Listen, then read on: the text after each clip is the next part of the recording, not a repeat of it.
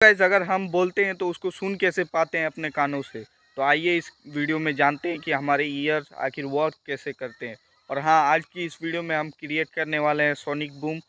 और उससे पहले हमें कुछ कैरेक्टरिस्टिक ऑफ साउंड को भी जानना ज़रूरी है, तो हम उसको भी पहले जान लेंगे, उसके बाद सोनिक बूम को क्रिएट करेंगे। लेट्स सी क्या होता है।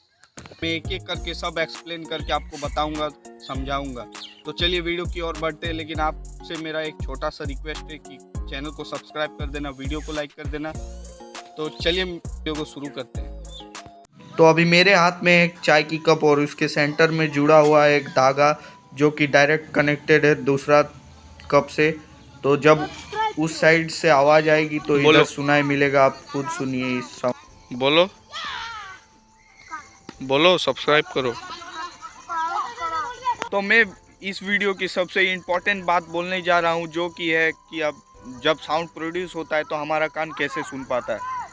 तो मैं इस एनिमेशन की मदद से तुम्हें समझाने की कोशिश करूंगा, इसलिए ध्यान से सुनना। जब कोई म्यूजिकल इंस्ट्रूमेंट बजता है तो उससे साउंड वेव प्रोड्यूस होता है, और यही sound wave outer most year से होते हुए डायरेक्ट ईयर कैनल में होता है। और ईयर कैनाल के बीच में एक ईयर ड्रम होता है, जो कि साउंड वेव को वाइब्रेशन में कन्वर्ट करता है। और इस ईयर ड्रम के जस्ट ऊपर 3 छोटे छोटे बोन्स होते हैं, जो कि वाइब्रेशन को कैच करते हैं। और इनका नाम अलग अलग होता है। तो पहले का नाम है मेलियस, और दूसरे का नाम इनकस, और तीसरे का स्टेपिस। ये तीनों बोन्स साउंड को एम्पलीफाई करती है और इंक्रीज करती है। और यहाँ से साउंड डायरेक्ट ट्रेवल करके खोखलिया में जाता है। ये थोड़ा सा दिखने में बिल्कुल स्नेल टाइप का है, लेकिन है नहीं। और इस खोखलिया के अंदर होता है फ्लूइड, जो कि साउंड से वेव बनने लगता है फ्लूइड में। और इस फ्लूइड के नीचे हेयर टाइप का स्ट्रक्चर रहता है, जिसका नाम है हेयर सेल।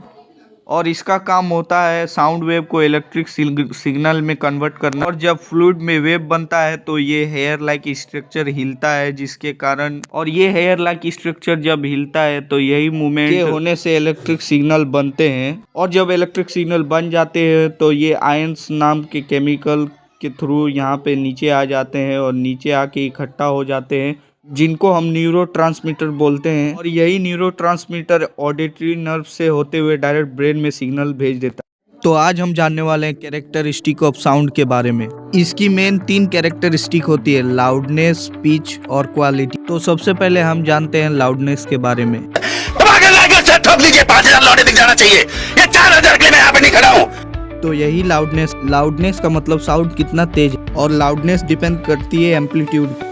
ये देखो ग्राफ कितना ऊपर जा रहा है, नीचे जा रहा है। अब हम बात करने वाले हैं पिच के बारे में। Pitch is the characteristic of sound by which we can distinguish between different sounds of the same loudness.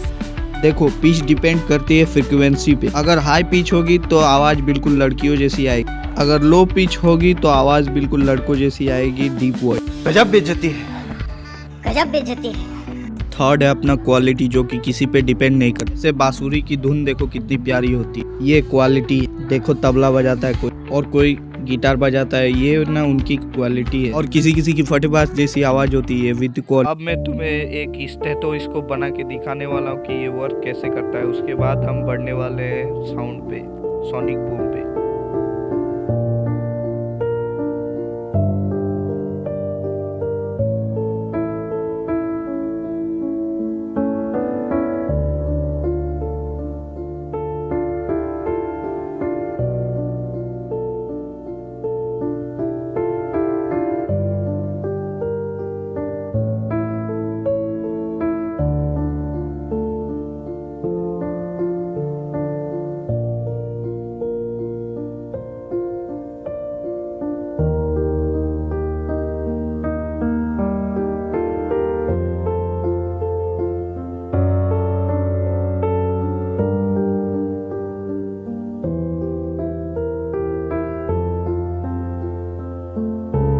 Check करते हैं कि ये साउंड करता है। तो अब मैं देखने वाला हूँ सोनिक बूम को, जो कि कैसे साउंड करता है। मैं कभी एक्सपीरियंस नहीं किया हूँ, इसीलिए मैं भी ट्राई कर रहा हूँ।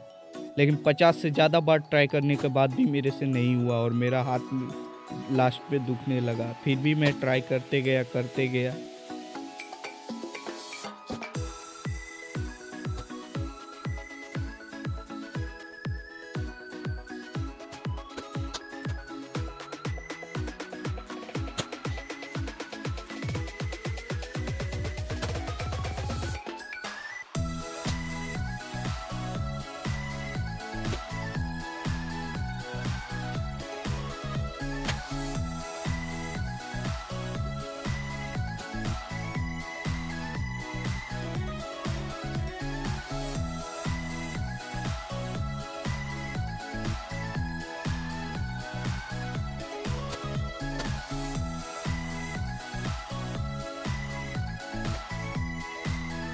मैं कम से कम 150 बार ट्राई कर चुका था, लेकिन एक भी टेक मेरे से अच्छा हुआ ही नहीं, सोनिक बूम क्रिएट हुआ ही नहीं।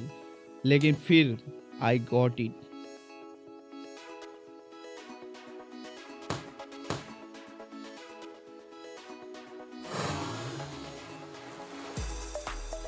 और उसके बाद मैंने 500 से ज़्यादा बार ट्राई किया, लेकिन मेरे से फिर दोबारा हुआ ही नहीं।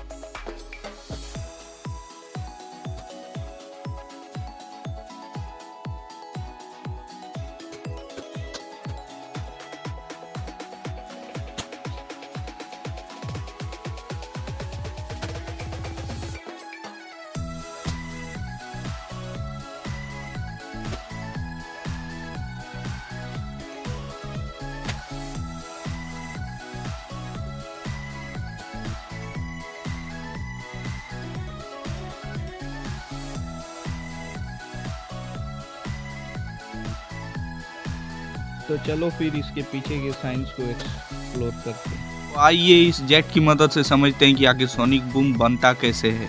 तो देखो, जब कोई प्लेन टेक ऑफ होता है तो उसके आगे बहुत सारे जो है एयर मॉलिक्यूल्स आ जाते हैं, तो प्लेन उसको चीरता हुआ जाता है, जिसके कारण शॉकवेव्स बनते हैं और उसी शॉकवेव्स को हम बोलते हैं सोनिक बूम। और ये तभी होता है जब कोई ऑब्जेक्ट साउंड की स्पीड को ब्रेक करता है। तो देखो, ये है कॉन्कॉर्ड प्लेन जो कि 2001 से पहले उड़ता था, लेकिन अब नहीं उड़ता है। और जब ये टेक ऑफ करता था तो पक्का सोनिक बूम बनता था, और जब ये आसमान में उड़ता था तो भी फटा हुआ आवाज़ जैसा करते रहे, जिससे पब्लिक डिस्टर्बेंस होता था। तो आज की इस वीडियो में मेरे पास जितने सवाल थे, हम लोगों के पास जितने सवाल थे, सब हमने जवाब दे दिए। अब मिलते हैं नेक्स्ट वीडियो में किसी नई टॉपिक के साथ में। तब तक के लिए जय हिंद, जय भारत।